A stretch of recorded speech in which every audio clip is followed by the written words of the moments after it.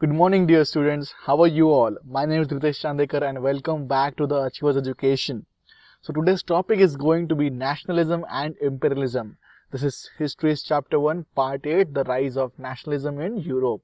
As I have said, I'll be trying to cover this entire chapter into 10 parts, but then somehow I have managed to cover it into 8 parts only, and this is the last part of this chapter, and I'm so happy about it that we are going to finish this chapter finally. Okay, so before we begin, something about me as usual for all those viewers who are new to this channel.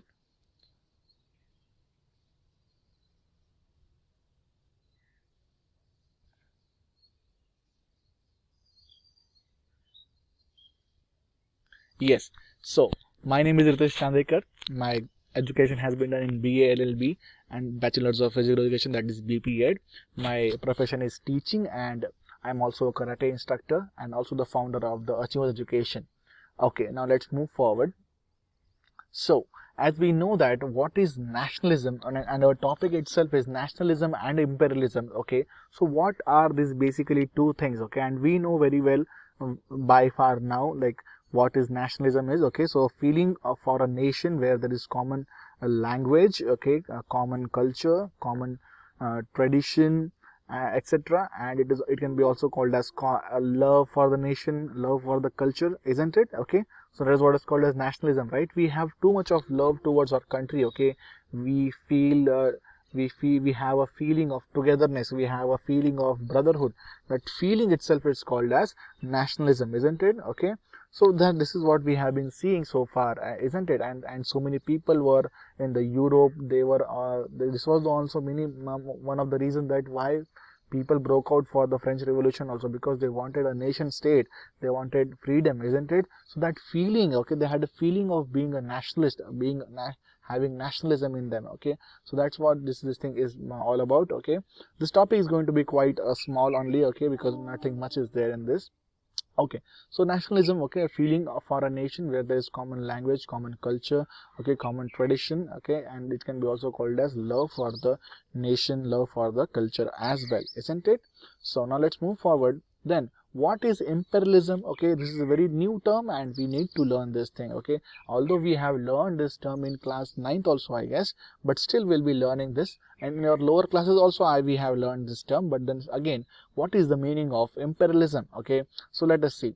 A political system in which rich and powerful countries control the other countries, okay, which are not rich and powerful as itself. Okay, in simple language, if I had to say, this bigger powers, okay, when they try to control over the smaller countries who are not having that much power, okay, that kind of situation is called as imperialism. As you can see in the pictures itself, see how the Britishers here, they are trying to capture the as much as possible territory in their hand. This is the very first picture itself is data showing us, okay, that how he's trying to capture the entire earth, okay, I mean entire territory, okay, the entire globe. And okay, again similarly in this picture also, see how this Britishers having the different hands of octopus and trying to capture one territory of like India, Spain, and then see so many more countries are there, which you can see in the picture itself. So this particular situation itself is called as imperialism. Okay, the Britishers, so to the Britishers or to the Portuguese people or to the Dutchish people,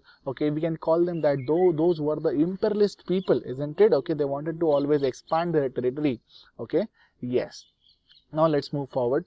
So we have to do a small case study of Balkans. Okay, we have been given a small topic about Balkan. Now what is Balkan and what is like what is basically Balkan? Okay, so Balkan is a geographical area in Europe which includes countries like Romania, Bulgaria, Russia, Greece, and there are so many other countries also are there, as you can see in the map. There are so many countries are there, but these all small countries were nothing but small states. Okay, small independent states were there. Okay, I mean, no, it was a combined land first of all. Okay, but then due to some jealousy problem, okay, they had uh, they got separated out of each other. Okay, so as you can see, a large part of Balkans were under the control of Ottoman Empire. Okay, so Ottoman Empire was there. Okay, so slowly Balkan states were jealous of each other. Okay, as all the states wanted to gain more and more territory at the expense of each other. Okay, this small state itself were fighting against each other, and as they wanted to have more territory, okay, in their hands. Okay,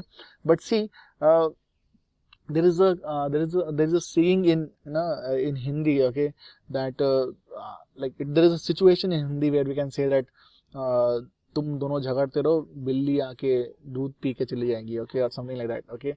You see, people keep fighting and somebody else takes the advantage of that fight. I mean to say that, okay. I don't know how much you have understood that thing, but see, when two people are fighting, okay, the third person takes the advantage of it, okay, and that's what happened here also, okay. This Ottoman states which were there, okay, they kept fighting among themselves and somebody else took the advantage of that, okay. So let us see what was that advantage taken, okay. So one by one states broke away from the control of Ottoman Empire and they declared themselves as independent, okay. Then now seeing at this, okay, some bigger states got attracted towards the Balkan states, okay, as they wanted to expand their territory by capturing the small Balkan states, okay. So very simple and very obvious it was, okay. Then some big powers which were there like Russia, okay, Russia, Austro-Hungary, okay, England also, they got attracted towards this and they wanted to expand their empire, because seeing that they are not having unity among themselves, of course, then it went and then we can of course have a dominance over them, isn't it? So that's why they did that. So what was that? So different powers like Russia, England, Germany, and Austro-Hungary, okay, these bigger powers, they got attracted towards the Balkan states, okay, and started to capture the Balkan states. Then, and this is exactly called as, this particular situation exactly is called as imperialism, okay, extending the power with the use of military in particular region, okay. So they brought their troops and they were starting to extend their territory, okay. But see, you know what happened was, see, this was also the reason of the First World War, because everybody wanted that territory, okay, and therefore they had war also against them within themselves, okay. At this time, many of the countries were the colonies of Britishers, okay. As I said, what are the colonies of Britishers? All those countries which were where British control was there, that can be called as British colonies, okay. But to this, many people of the Balkan states opposed to it, and this movement was called as anti-imperial movement, okay, anti-imperial movement, okay.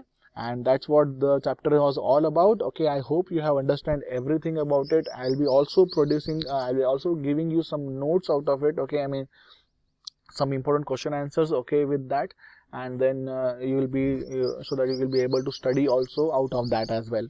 At the same time, remember always, okay, this my videos which are I have been putting, this is only to give you the insight, okay.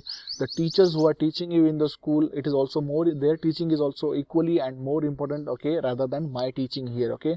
My duty is only to give you a small insight about the chapters, okay. My videos you can of course refer at the time of at the end time of the examination, okay, just to have a quick revision, okay. But what I'm saying is, I am not saying that do not rely on my videos. I'm just saying that you need to keep more focus on the textbook as well, because this my videos doesn't includes each and every line, okay, which is mentioned in the textbook, okay. So therefore you do have to go to the NCERT textbook of CBSE, okay. So do keep a reminder about it in your mind, okay. So you should not be having that kind of mentality in your mind that just by watching the videos I'll be able to pass the examination. Of course not, you won't be able to. That's my guarantee to you, okay. So make it sure that you are going to the textbook, okay. But of course through my videos you'll be getting a good insight, okay, what the chapter includes, and of course you'll be able to write something in the exam and come. So this is what my intention has always been, okay. So to keep supporting you, I'm going to be there always, okay. So by that time, see you until next time. This is Ritesh Chandekar signing off. Thank you so much and have a good time.